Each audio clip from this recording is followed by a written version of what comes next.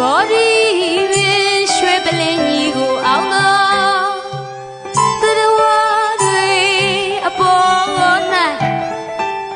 ငဲ့ညာပနာ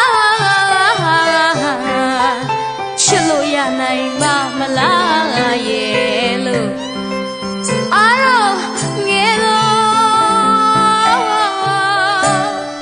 ရွှေညံတော့ကွန်ရွက်ကဥစွာထွက်လာဓမ္မစကြာတရားတော်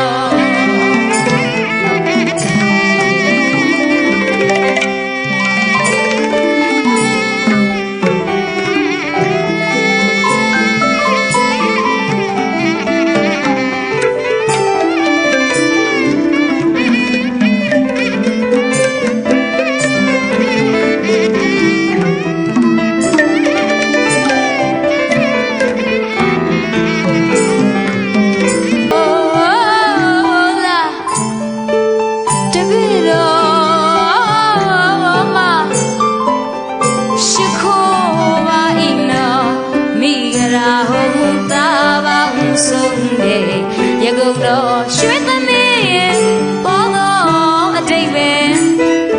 ချိတ်ချိတ်နဲ့နဲ့သင်အံလေးချက်ဓမ္မစကြာတရားသူအပေါ်မကြည်အောင်နေညာ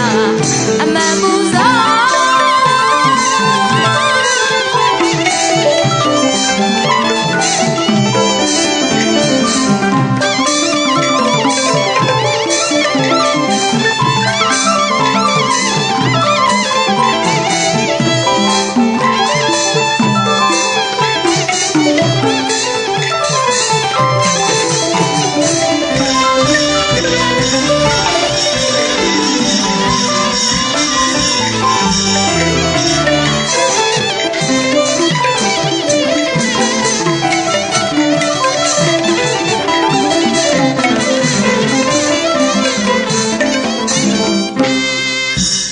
တရားကံရဲ့အနာကံရဲ့သောတာပန်ဧကံတည်ကြသော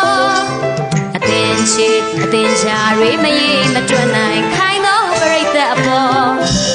တရားကံရဲ့အနာကံရဲ့သောတာပန်ဧကံတည်ကြသောအသင်ချေအသင်ချာတွေမရေမတွက်နိုင်ခိုင်းသောပရိသတ်အပေါ်အောင်မြည်အောင်မြည်ကောင်းချီးပေးကြသော30ပုံအောင်မြည်အောင်မြည်ကောင်းချီးပေးကြတော့30ပုံအားလုံးကြွေးကကြောအဘိညာဉ်ဇသမာ